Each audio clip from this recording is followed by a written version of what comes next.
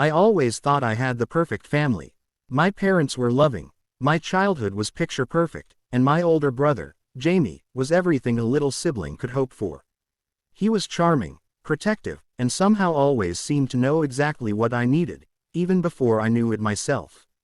People would often say we were two peas in a pod, and I never questioned it. We shared everything, our favorite books, our late-night snacks, even secrets we swore no one else could know. But there was always something, small, almost invisible, about Jamie that I couldn't place. A fleeting glance, a hesitation when talking about certain family memories. I brushed it off, telling myself I was just overthinking things. Then, one afternoon, it all started to unravel. I was helping Mom in the attic when I found a shoebox tucked behind some old suitcases. Curiosity got the better of me, and I opened it. Inside were old documents, faded photographs, and what looked like adoption papers. My heart skipped a beat. Adoption papers. I didn't even know anyone in our family had been adopted.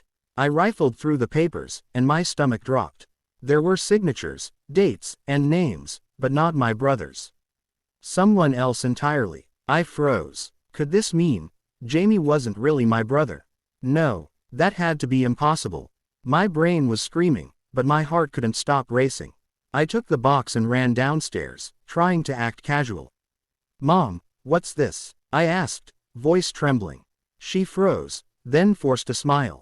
"Oh, that's just old family stuff," she said, closing the lid sharply. But her eyes, they were different. There was a flicker of panic, maybe guilt. That night, I couldn't sleep. Every memory I had of Jamie flashed before my eyes, laughing in the backyard, sharing midnight ice cream, playing video games. If he wasn't my brother, who was he? And more importantly, why didn't my parents ever tell me? I tried to ignore it for a few days, convincing myself it was nothing, just some old mistake or paperwork mix-up. But deep down, I knew I had stumbled on something huge. And the more I thought about it, the more I realized that Jamie had changed subtly over the past few years. Strange phone calls he'd take in secret, late-night outings he couldn't explain. I felt a growing sense of unease, like I was seeing him for the first time, really seeing him, and wondering who he really was. Then, one morning, everything exploded. I got a message from an unknown number. "Stop digging. Some truths are better left buried." My hands shook as I read it. Who could possibly know I had found the papers? And why warn me? It felt like stepping into a thriller movie, but this was real. My stomach churned with a mix of fear, disbelief, and curiosity. I knew, at that moment, there was no turning back. Whatever was hidden about Jamie, I had to find out. I tried asking subtle questions over dinner, watching him carefully, listening to every word. Jamie laughed, joked, even tried to distract me with his usual charm, but I caught something, an almost imperceptible flinch whenever I mentioned family history.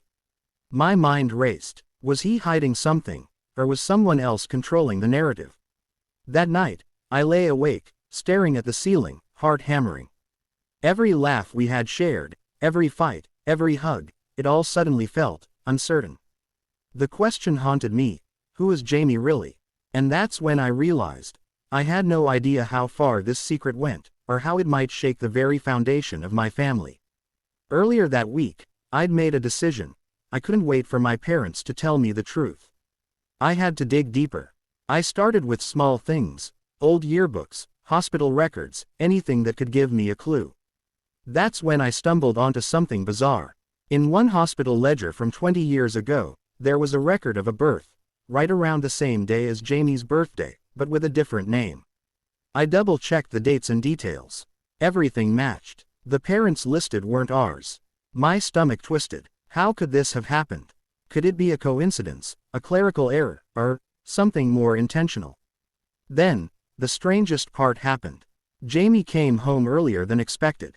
He didn't notice me at first, digging through the papers. And when he did, I saw it. That look, the one where someone realizes you're about to uncover a secret. His eyes went sharp, calculating. "What are you doing?" he asked casually, though his voice was tense. "Just some old family stuff," I lied. He didn't believe me. I could see it. That night, he disappeared. Not just stepping out for a bit, he vanished for hours without a word. My parents claimed they didn't know where he went, but I didn't believe them. The fear that I was being kept in the dark gnawed at me. I started retracing Jamie's steps, checking his phone records, even calling his friends. And that's when I found it. A message thread hidden deep in his phone, from someone named S, discussing the plan, and keeping the truth buried. The words made my blood run cold. Whoever S was, Jamie was involved. But why? And what truth were they trying to hide? I felt trapped in a web of secrets that wasn't meant for me. I confronted my parents again, softer this time.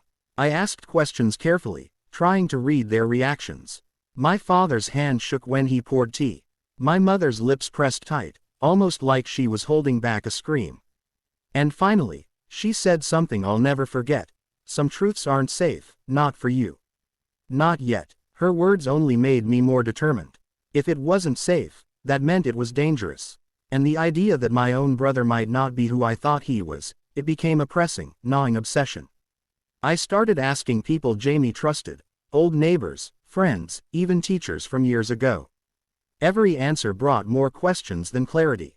There was always a pause, a nervous laugh, or a sudden change of subject.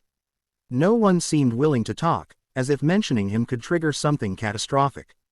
Then I made a breakthrough.